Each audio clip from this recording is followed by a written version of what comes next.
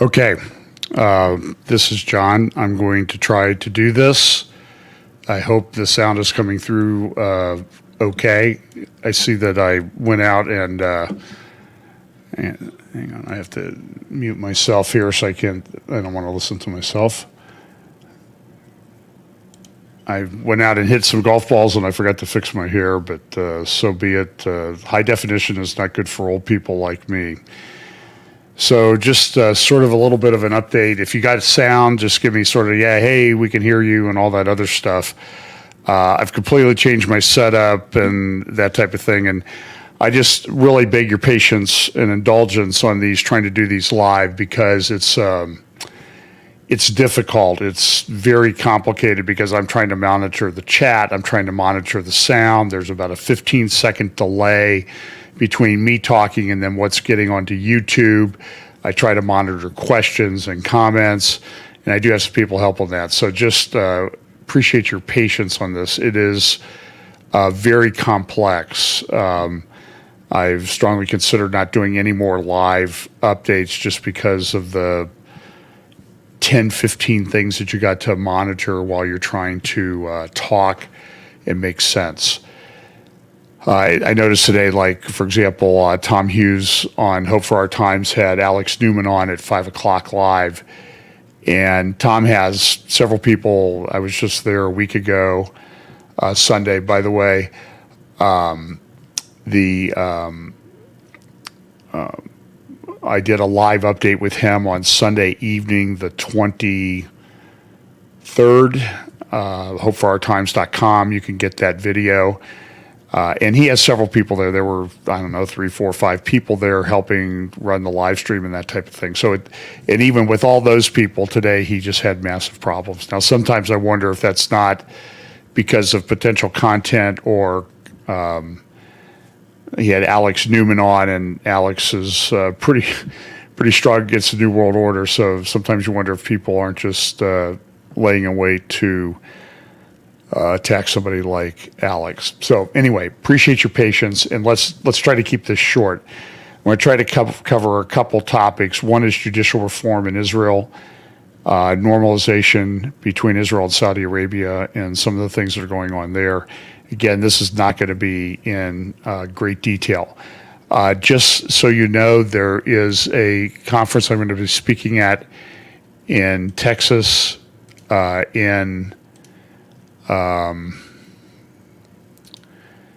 these things are so crazy. Hang on a second here. I have a new computer, and of course it has to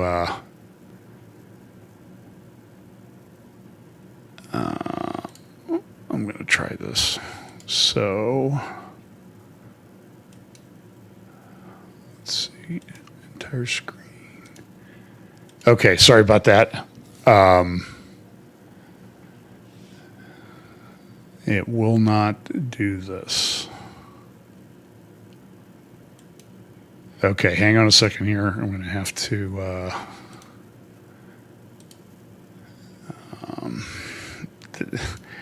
this is so maddening.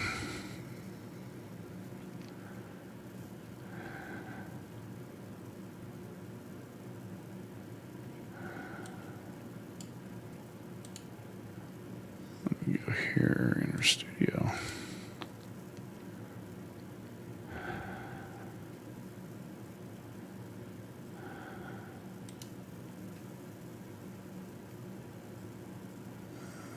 Let's see.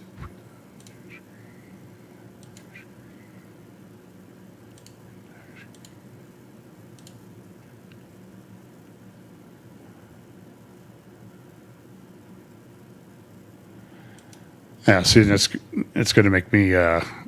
So this is so maddening. So I have a new computer, and the new computer says, "Oh, you can't." I have to restart Chrome, and I'm using Chrome to do my update here. So I guess I'm not going to be able to share my screen. I'm going to try one other. I'd have to restart everything, and I'm not going to do that. So we'll just talk a little bit about what's there. So I'm going to do a conference with Tom Hughes.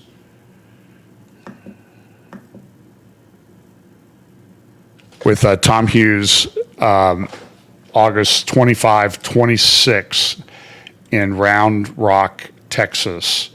You can go to hopeforourtimes.com and you can read about what's going to happen there.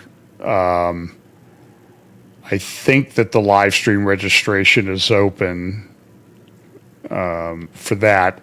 If you want to see the conference I did with him a week ago in San Marcos, Texas, me, Brandon Holdhouse, Scott Townsend, Don Perkins, Tom Hughes, myself, and I'm sure I'm forgetting some of the other guys.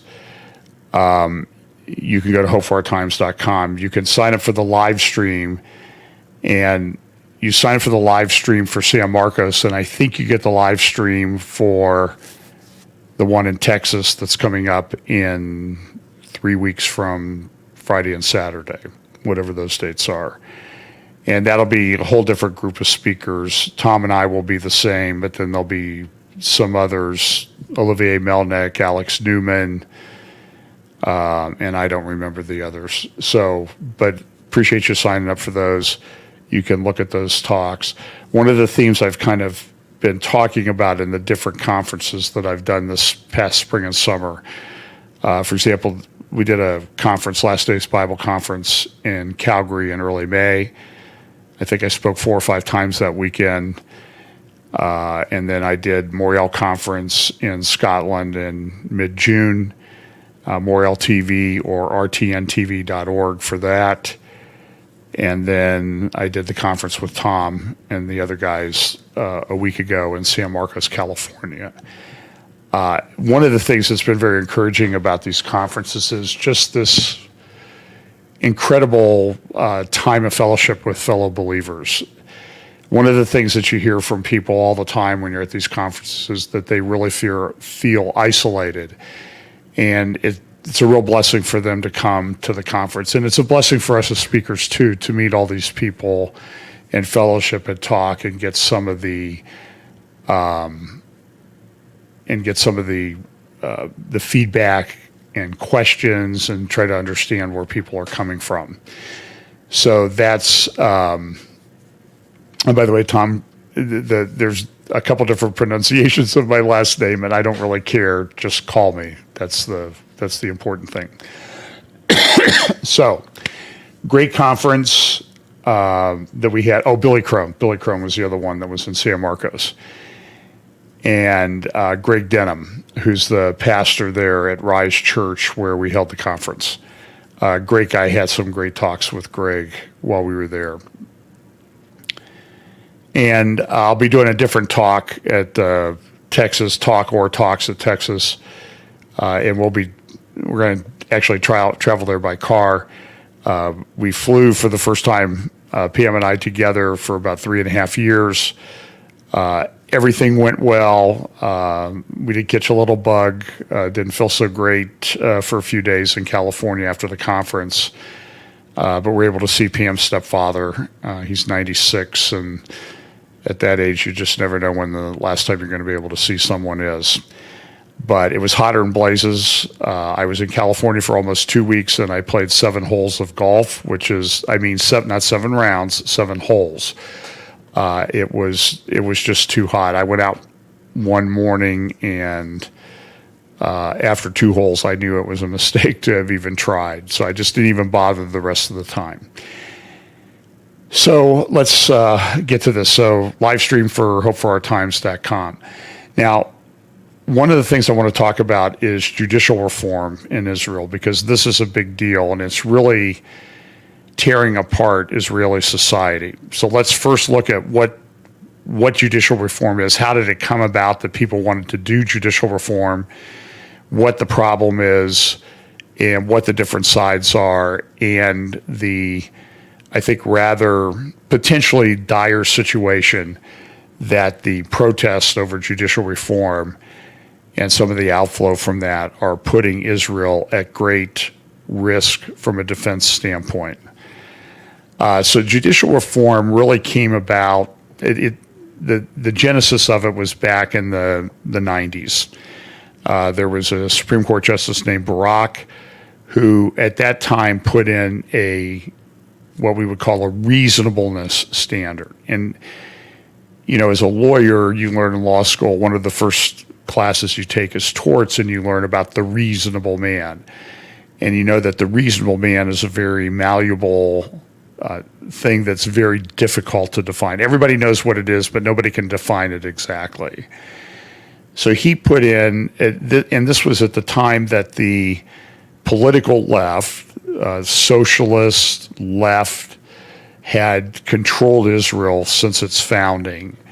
So after 35 years of this, the left was going into decline, and they're going into decline on a demographic basis. This is similar to what's happening in many cultures in the West. The demographic decline is not going to change. It's set in stone.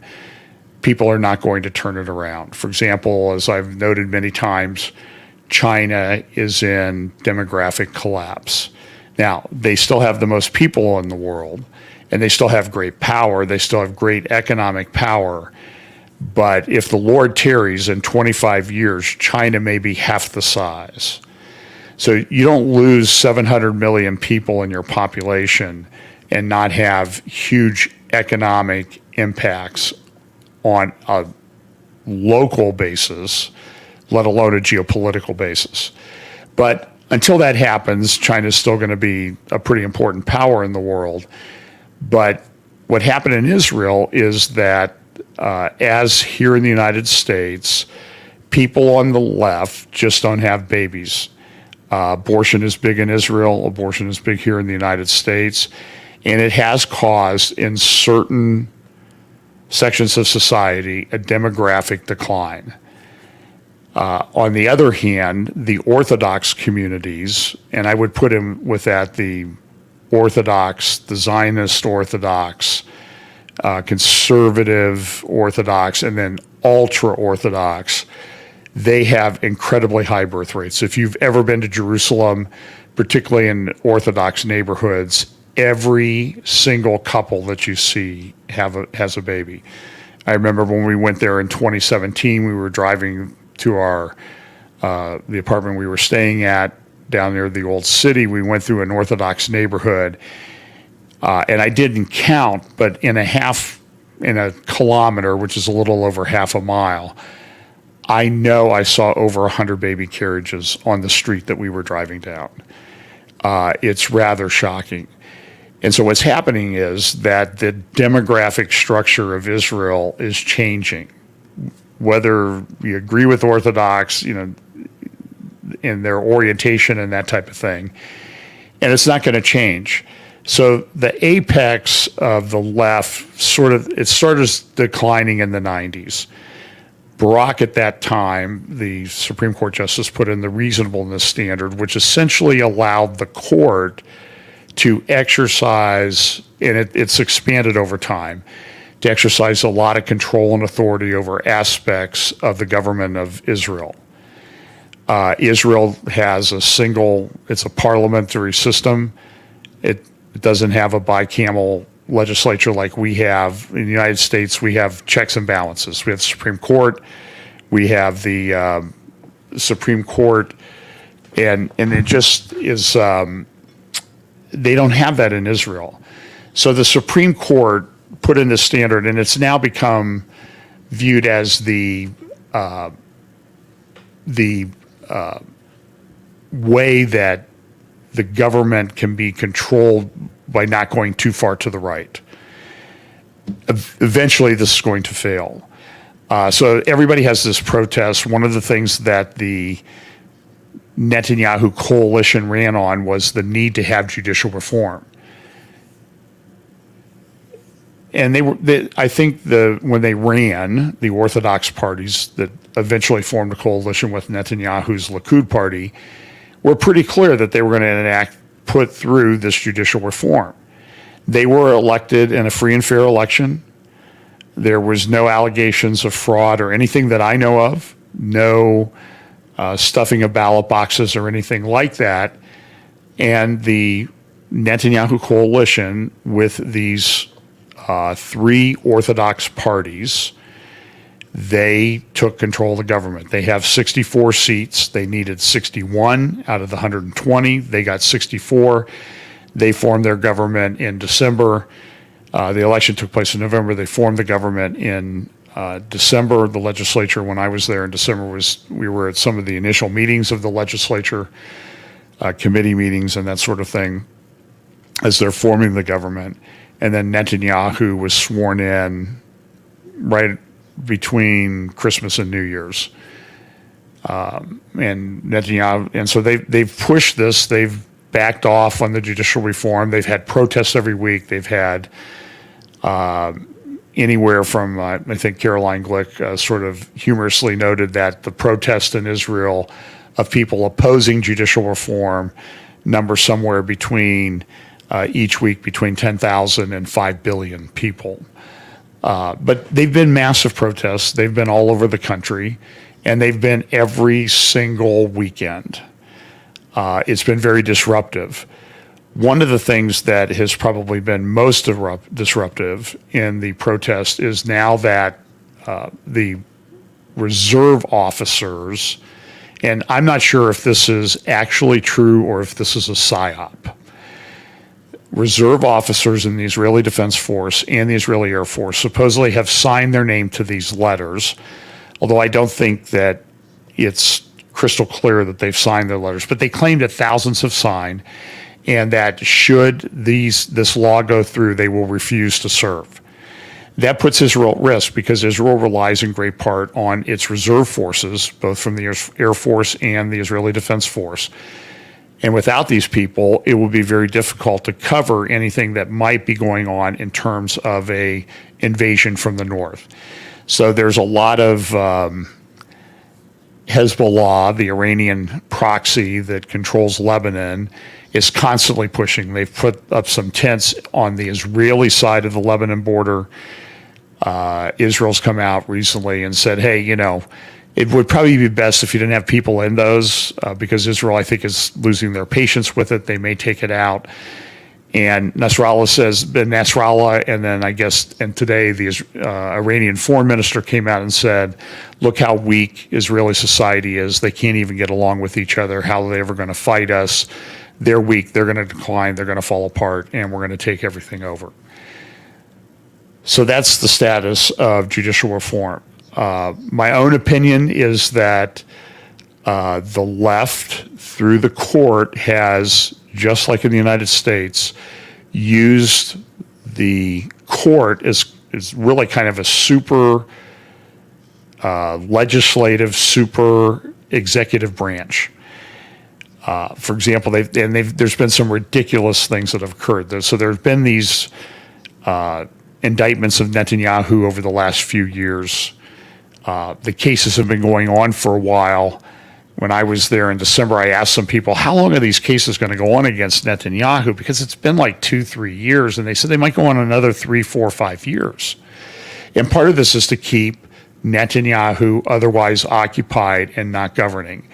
It's virtually identical to what is being done by the weaponization of the justice system in the United States against people on the right, including former President Trump, who is now the victim of lawfare. I mean, there are big articles today about how Trump's political action committees have spent $40 to $60 million on legal fees. And, as a former lawyer, we all love legal fees. But it's a way, but this is being done to bleed everybody dry. The system has been weaponized, and they're doing the same thing with Netanyahu. The other thing that's happened with Netanyahu, though, is that the Attorney General, which is part of the executive branch in the United States and is controlled by the executive branch, it's not completely independent. That's a complete myth. But the Attorney General has sort of been broken off from the executive function of the government and acts independently. So they now have this Attorney General. There was an Attorney General Vanderbilt who was in there for a number of years, and he kept filing these indictments against Netanyahu. And then the new Attorney General, I can't remember her name, she has essentially put in I don't know if she made Netanyahu sign something, but essentially she said, look, Netanyahu, you're under indictment. And remember, indictment is not a conviction. Indictment leads to a trial. It's not a conviction. And so you see all these people in the United States, oh, Trump's indicted, he should resign. And then Israel, they say, Netanyahu's indicted, he should resign. But effectively what the Attorney General in Israel has ruled is that, well, Netanyahu is under indictment, and because he's under indictment, then he should not participate in any of the discussions or political negotiations regarding the judicial reform. And it's a ridiculous standard. It's almost impossible to follow. The Attorney General and the court has also decided, for example, how they want things, how the IDF should act in certain instances when they do terror raids and that type of thing, because they're going to apply a reasonable standard. So the IDF, with all their training and all their intelligence and everything, can go through something, and then the court has effectively, with the reasonable standard, the ability to come in and shut that down. And again, it causes a big security problem within Israel. There are claims that this is the end of democracy, but these are people who are democratically elected who are pushing this. And if you don't agree with them, that's fine. You can still be my friend, but defeat them in an election. That's the way you handle things in a democracy. You don't tear down society, but this is the way the left is going. The left is led in large part by some of I think the Labor Party, which I don't even think is in the new Knesset because they've declined so much. And then Ehud Barak, who's was prime minister for a short time, was head of the IDF, as defense minister. And he said, there was a interview that he gave, talk he did at Chatham House a few months ago, and he said, listen, if we can just get 9 or 10%, 6 to 10% of the people to agree with us and act and be disruptive, we can completely change the government. And he's a leftist. He doesn't care. He's also a friend of that Jeffrey guy that didn't kill himself in New York jail a couple of years ago. And Ehud Barak is on his list. And he's just turned into this, I would call him a radical leftist. So that's the status of this, and who knows what's going to happen. But the most troubling thing are these reports that a lot of reservists will refuse to serve. There are many who talk about Israel is on the verge of civil war. I don't know if that's the case. Even our president has weighed in. There was a statement from the White House on July 24th, so a week ago today, and this is what Karine Jean-Pierre, our press secretary, White House press secretary, their White House press secretary said. As a lifelong friend of Israel, President Biden has publicly and privately expressed his views that major changes in a democracy to be enduring must have a broadest consensus as possible. It is unfortunate that the vote today took place with the slimmest possible majority. We understand talks are ongoing and likely to continue over the coming weeks and months to forge a broader compromise with the Knesset in recess. The United States will continue to support the efforts of President Herzog and other Israeli leaders. I wonder, they never seem to mention Benjamin Netanyahu, as they seek to build a broader consensus through political dialogue. And certainly everybody wants a broader consensus, but at some point, somebody's going to make a decision, somebody's going to vote, and somebody's going to be upset, and people are going to have to deal with it. I personally do not see this as the end of democracy. I know there is a concern that the Orthodox parties will leverage their power in the Netanyahu coalition to ram through all sorts of legislative changes to essentially make Israel a religious state. That is very possible. I don't know that they have the power to do that. I don't know that the Likud, which would have to go along with it, will allow that to happen. The government, I think, would probably collapse before that happens. But I don't know. I just know that I think it's the whole concern over judicial reform and dialing back the reasonable standard is it's overwrought in many respects. We've had years where we thought the judiciary was too powerful here in the United States. Things have started to change, and of course, everybody's having a meltdown about it here as well. Because people that say they believe in democracy don't really believe in democracy. They only believe in democracy as long as you're making decisions that agree with their particular position. And so everybody's, now there are reports. There was reports in the Times of London, for example, on Sunday. There was an article that said a mass exodus is taking place from Israel. And they cite a statistic from Channel 13 News in Israel, a poll that found that a high percentage of people, and I can't remember the exact number, a high percentage of people want to leave Israel. And so the question is, are they actually going to leave Israel? I don't know. I don't think that they had good proof in the poll. Camera called the Times of London. Camera.org called the Times of London. The poll on Channel 13's was that 28% of respondents were weighing a move abroad. 64% were not, 8% were unsure. So there you have 72% who aren't doing it. 28%, a little over a quarter, are weighing whether they should move. But they're getting all the tech companies, they're getting other people like Moody's to come in and say, oh, if this goes through, this will be a terrible thing for the rule of law and will have to affect Israel's bond rating. So that's really something that I think is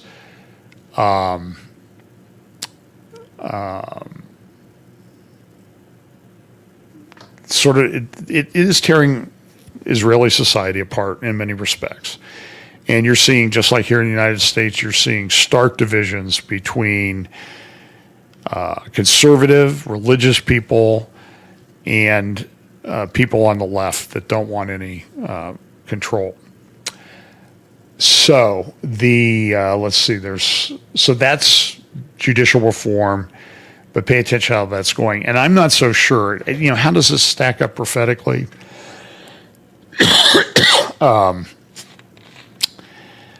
I'm not sure. I do know that in Ezekiel 37, there's the two sticks. There'll be two sticks in the land, and they'll become one.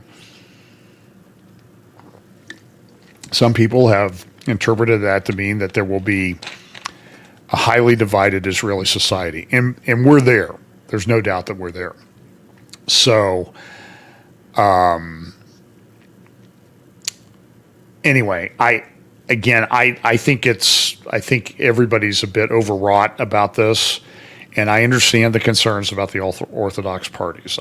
I would share some of those concerns. And it's interesting too right now that I believe that the majority of people that are serving in the frontline IDF and Israeli Air Force units I believe it is either the majority or close to the majority are Orthodox. Now, not ultra-Orthodox. And listen, the ultra-Orthodox have taken advantage and used the way the Israeli government is structured. They've taken advantage of it. They get a lot of welfare benefits. They don't really serve in the armed forces. And there's a lot of resentment about people paying welfare for guys to sit around and study Torah. And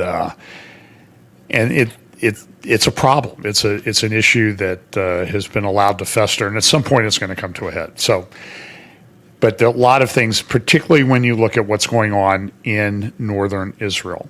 Now, I'm going to recommend a website that I've recommended a number of times. It's called Alma Israel, Israel-alma.org, Israel-alma, ALMA.org. And they track a lot of things of what's going on in northern Israel, things that are going on with Hezbollah. I have a huge bookmark folder in my browsers that I rely on quite a bit. For example, on geopolitics and strategy, I probably have 25 30 bookmarks that I review on a regular basis. If you want to understand, I'll try to put a link in the notes below. There is a thing called National Sovereignty, Individual Liberty, Kohelet, Kohelet, Kohelet Policy Forum. If you want the conservative analysis of judicial reform, they have a Q&A on judicial reform. They and I think it's a very good analysis. They have a number of articles why judicial reform is necessary, Q&A on it, and their conclusion is, listen, this is not going to tear apart society. It's actually part of it's sort of a triumph in democracy that we're able to get to this point to discuss this, because nobody elected these judges, and the way that the left has taken control of the Supreme Court allows them to essentially appoint only ideological people who are ideologically the same as them. There's really no way to prevent them from being appointed to the Supreme Court. There's, I think, a committee of 8, and you have to get at least 6 votes to get appointed to the Supreme Court, and 3 are controlled by the Supreme Court. So they, as long as they always agree, they can veto it. They have a veto over everybody. So as a result, the Supreme Court judiciary has become very left-leaning, and again, it's being weaponized against people on the right, just like how much more proof do we need that the justice system in the United States has been weaponized against everybody? It's whether you agree with Trump or not, or like him or don't like him, this is a very troubling thing. And I'm seeing what's happening to people. You see what doesn't happen to other people that might be named Biden or something like that. They seem to skate with everything. So there's a lot of parallels between what's going on in Israel and what's going on in the United States. Now, next thing I want to talk about, and it's probably the last thing. Well, they're kind of related. So first of all, we had this supposed coup. Prigozhin, the head of Wagner, did this coup in, I don't know, when was that, late June? Started marching on Moscow, and then he's supposedly exiled to Belarus, and then pretty soon he's having meetings in Moscow with Putin, and the whole thing looks like it's kind of a made-up thing. And one of the things that it might have been was a way to, everybody says, oh, look, the Putin government's ready to fall. His Wagner group, this is his main private army that does a lot of things for Russia, particularly in Africa and the Middle East. They're trying to take over Russia, and the end result was that a bunch of Wagner people ended up in Belarus on the northern border of Ukraine and on the border of Poland. And now the questions are, is there something planned? Was this just a ruse to get the people from Ukraine, the Wagner people from Ukraine, into Belarus where they can cause more problems for other people? This past week, there was a summit in St. Petersburg where Putin brought in a bunch of African leaders, and I think it was the vast majority of African countries sent somebody to this meeting. And at the meeting, there's Prigozhin. He's meeting with the African guys, and this is because Prigozhin, I would highly recommend that you go watch a video on a YouTube channel called Caspian Report. The guy who prepares those videos, I don't know, he's Azerbaijani, I believe, but he does just a great job, particularly in graphics. And he has a video from a couple weeks ago where he talked about the Wagner Group's power projection on behalf of Russia in Africa. And he noted, and I think I played part of his video in my last update a couple weeks ago. Prigozhin and Wagner are effectively in control of the Russian foreign policy in Africa. and they're playing up anti-colonial sentiment.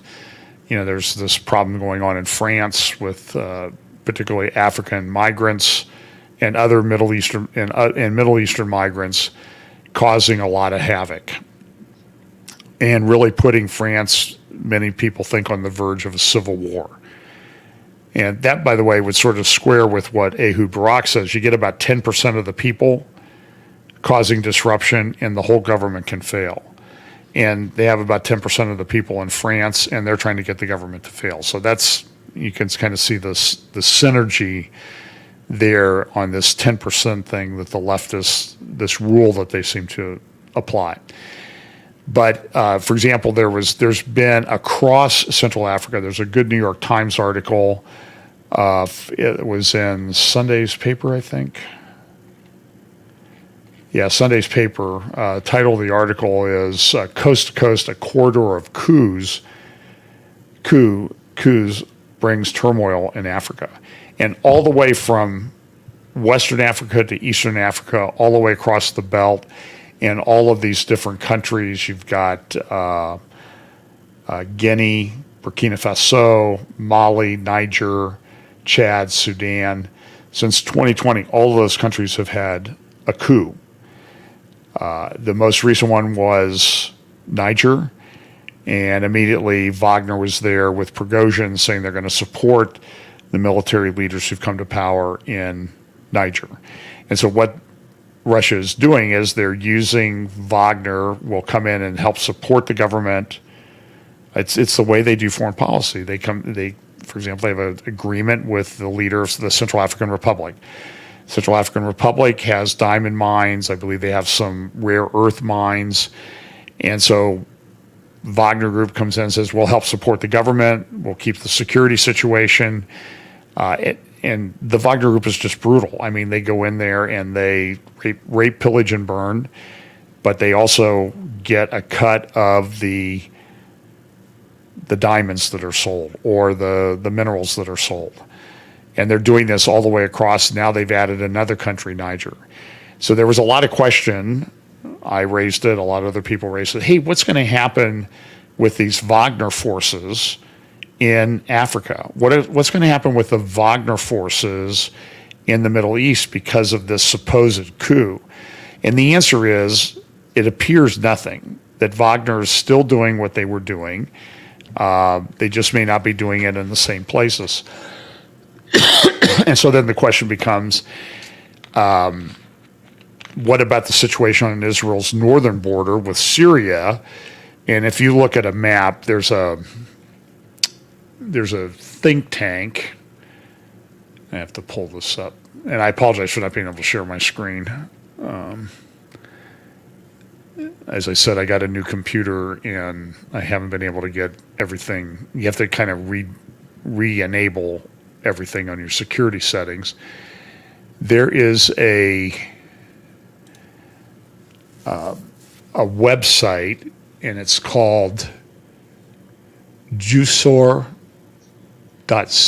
It's www.jusor.co/en. And it's a website that sort of analyzes the situation in Syria.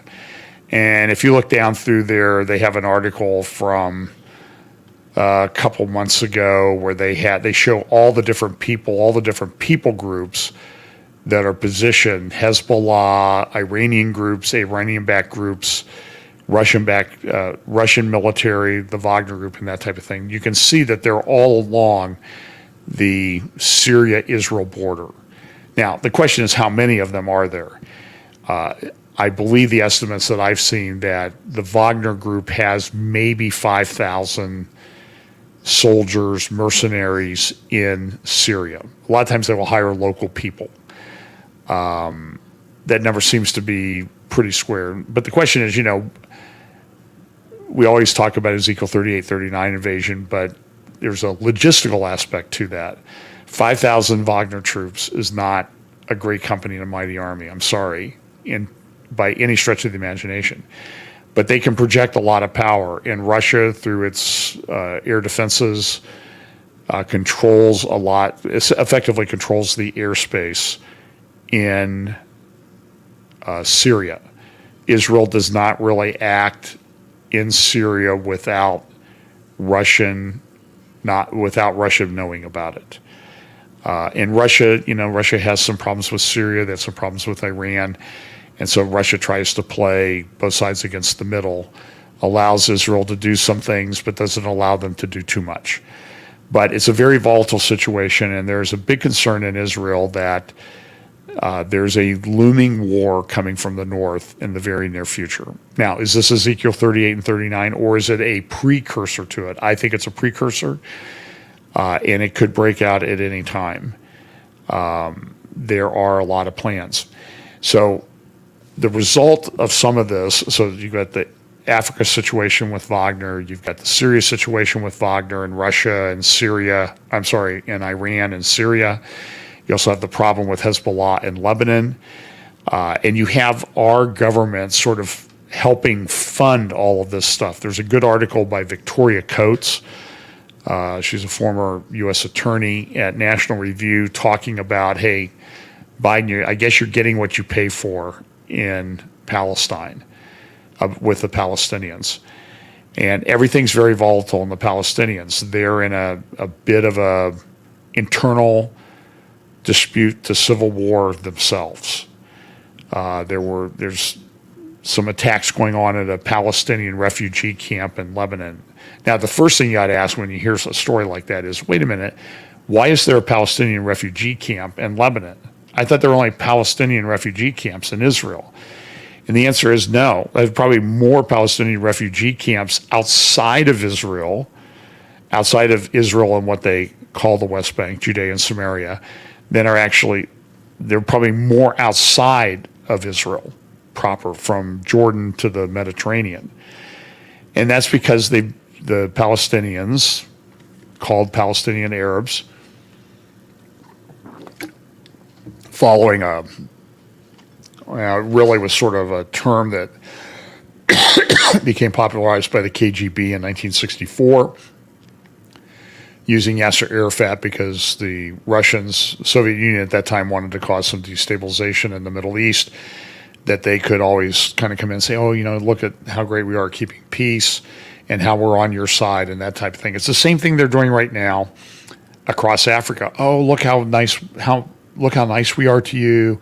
We're helping you mine your minerals. We're helping you mine your diamonds. We're taking a cut, but we're helping keep the government stable. And we're doing this because we oppose, like you, we oppose the colonial powers that have raped and pillaged you for all of these centuries. And we're your friends.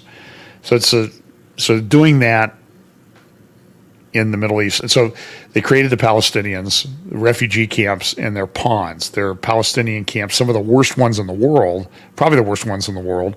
They're not even in Israel. They're in Syria, they're in Lebanon, they're in Jordan, that type of thing. About, I think, 75 to 80% of the Jordanian population is Palestinian, including the queen, the wife of King Abdullah II. She's Palestinian. And it's a huge problem. And so, everybody, all the local governments tried to keep them at bay. And remember, Jordan, did that thing, and the whole Black September thing back in the 70s, where they just slaughtered a bunch of Palestinians and sent them packing to Syria or to Tunisia. So they're political pawns. They don't like that. Now, here's the next thing, and I'll finish with this, I promise.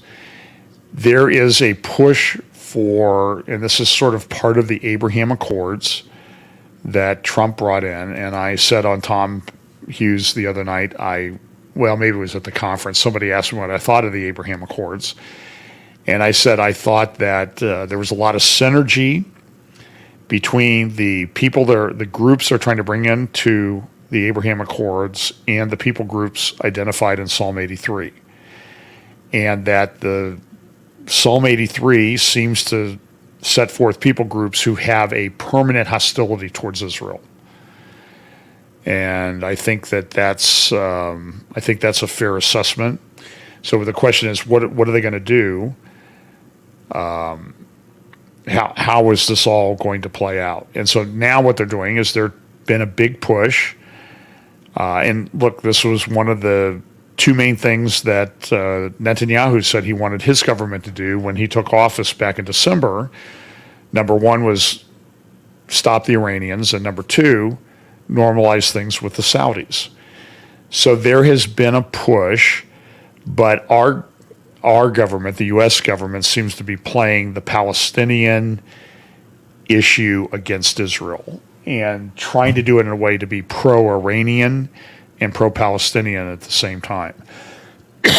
As a result of that, Saudi Arabia has been looking to, they want security guarantees, they want the help of Israel against Iran, but they've also tried to hedge their bet, if you will, by entering into talks and sort of normalization agreement with the Iranians. That's been fairly significant development over the last few months. But we continue, like the United States, we're funding the Lebanese government, the Lebanese army, and that's effectively under the control of Hezbollah, which is clearly anti-Israel, clearly wants to destroy Israel. The U.S., and I'm not sure I understand this yet, I'm still looking into this, but currently right now under construction is I think it will be the second or third largest embassy compound that the United States has anywhere in the world is being built in Beirut. And it's costing in the multi-billions of dollars. So our government has been trying to fund the Lebanese government. You remember this Amos Hochstein, who is an energy guy with natural gas company, came into the Obama administration and was sort of the energy guru for U.S. Middle East policy. Israel found gas in the Mediterranean. That's good for Israel. There's a supply there that would supply Israel for hundreds of years, and there's even enough for them to sell. There was a plan that Netanyahu and some of the Eastern Mediterranean countries had put in place to build a pipeline from Israel to Cyprus to Greece to get Israeli gas to Europe. That would have been very helpful now when they stopped using Russian gas. But late last year, I'm trying to think if it was late last year or the year before, might have been late 2021, Amos Hochstein, now the State Department energy guru again under the Biden administration, came in and said, it's too expensive to build the pipeline. We're not really pushing hydrocarbons. So we're gonna put a kibosh. We're withdrawing any support we ever had for the East Med pipeline. Well, that left Israel in a bit of a spot because you can only make money off gas if you can actually get the gas to the market. And right now, I want to make clear a couple things on how I think about this. One, what Israel has found in the Eastern Med are significant gas finds, but they are not the largest gas finds in the world. There's absolutely no proof of that. The largest gas field in the world is the South Pars field between Qatar and Iran, which is kind of an interesting radical Shiite Iran and radical Sunni Qatar share that gas field. That's the largest one in the world. The other problem is that Israel's not getting much gas to Europe. The only way to get it now is to liquefy it, put it on a ship, and send it there. But there's a backlog of ships that could do that until 2027, 2026, maybe 2025. Some of them might, a ship or two might be able to be delivered. And you need ships to transport the gas. You need offloading facilities in Europe. Now, Europe has upgraded their liquefied natural gas facilities. But amazingly, that I think a lot of people miss in all of this is that the U.S. has increased its liquefied natural gas capability during this time period. So they shut down Israel. Israel doesn't have the liquefied natural gas. They don't have the pipeline. But lo and behold, here comes a company, particularly one of the biggest companies that's doing this from the United States to the Middle East, is a company that a guy named Amos Hochstein was an executive for before he came back to the Biden administration. And lo and behold, this company can make literally billions of dollars selling liquefied natural gas to Europe once they have the Russian sanctions and everything in place. I'm sure it's just an accident it's just a coincidence. So there is this talk now. What the U.S. does, there's talk of normalization. So on July 27th, Thomas Friedman, who's a lefty and sort of fashions himself as the great expert on the Middle East, who writes for the New York Times, published an article, an op-ed, opinion piece called "Biden is Weighing a Big Middle East Deal." So here's just the opening paragraph. For the hundreds of thousands of Israeli democracy defenders who tried to block Prime Minister Benjamin Netanyahu's judicial coup on Monday, the stripping of the Israeli Supreme Court's key powers to curb the executive branch surely feels like a stinging defeat. I get it, but don't totally despair. Help may be on the way from talks between the United States and Saudi Arabia. Yes, you read that right. So what you find from this is that Thomas Friedman is one of the main propaganda arms of the Biden administration. So he comes out last week and he says, hey, we're trying to put together this big normalization agreement to the Biden administration and the Saudis. And then you saw on 2 days later, Jake Sullivan did a press conference and says Biden presses ahead. This is from the New York Times again. Biden presses ahead with effort to broker Israeli-Saudi rapprochement. The president sent Jake Sullivan, his national security advisor, on the latest diplomatic mission seeking to forge ties between Saudi Arabia and Israel. So now you're going to see this push for normalization. I think it's going to happen. The Saudis, on their part, have come out and said that. I talked about this last Sunday with Tom. There was a peace proposal that was floated by the Saudis to create what was called the Hashemite Kingdom of Jordan. It appeared in Al Arabiya. It appeared in the Wall Street Journal in June of 2022. And it appears to be the what Mohammed bin Salman, the crown prince, would like to do. That would result in certain concessions by the Palestinians. But Mohammed bin Salman is still the crown prince. He's not the king. And it just came out through the Saudi channels that King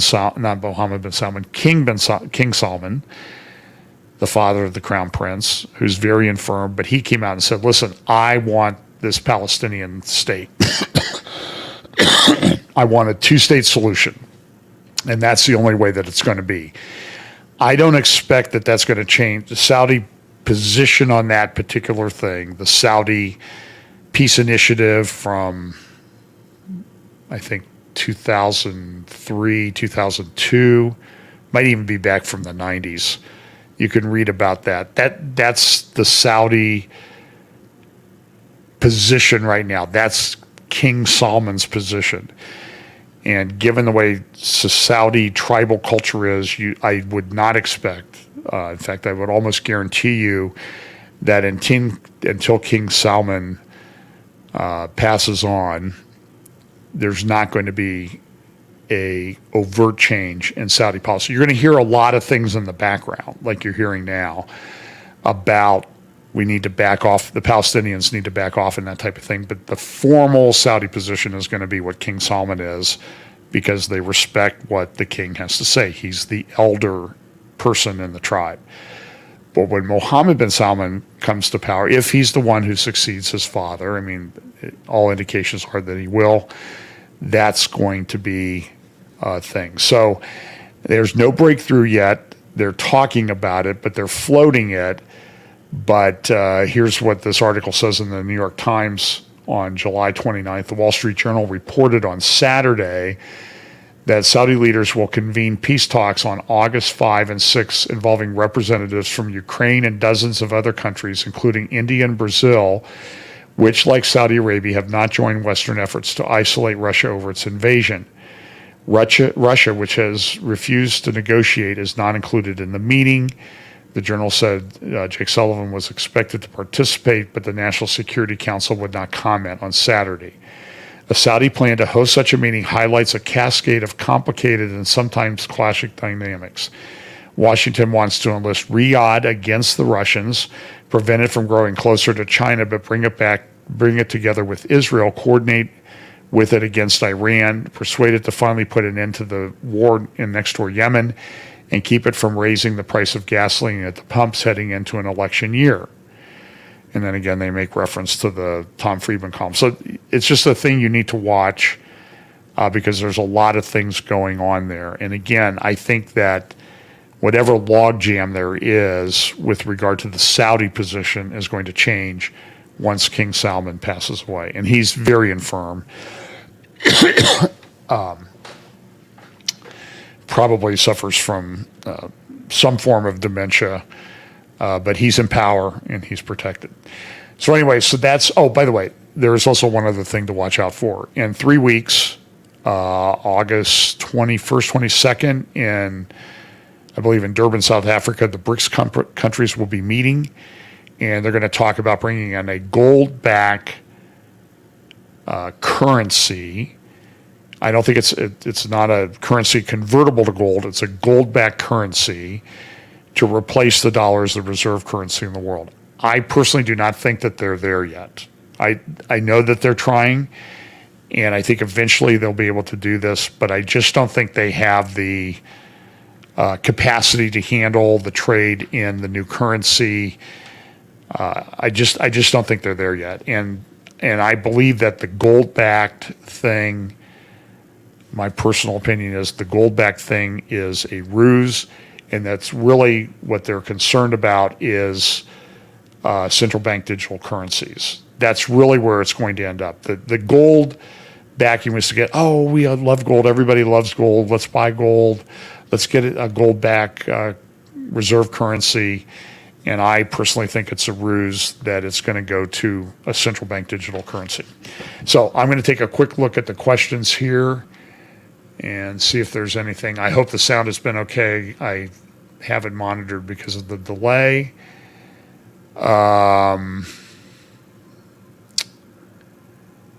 Anyway, let's see.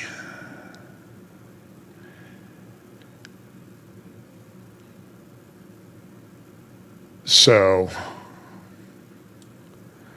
anyway, so I think that well, I'm just going to do it, and we'll talk to you on Sunday. Sunday, I'll be back at FBC. I'm going to preach first hour on Philip and the eunuch, meeting the eunuch, in the Book of Acts, and then I'll do a prophecy update second hour, and then should be back there for the next couple of Sundays. And maybe the next 3 Sundays. I'm not sure yet. So thanks for listening. Again, sign up for the conferences at hopeforourtimes.com and sign up for the live stream, and you can watch the videos and the new ones that are coming up at the conference in Round Rock, Texas, in the last Friday and Saturday in August. Again, I'm going to end. Thanks so much for your patience today. God bless.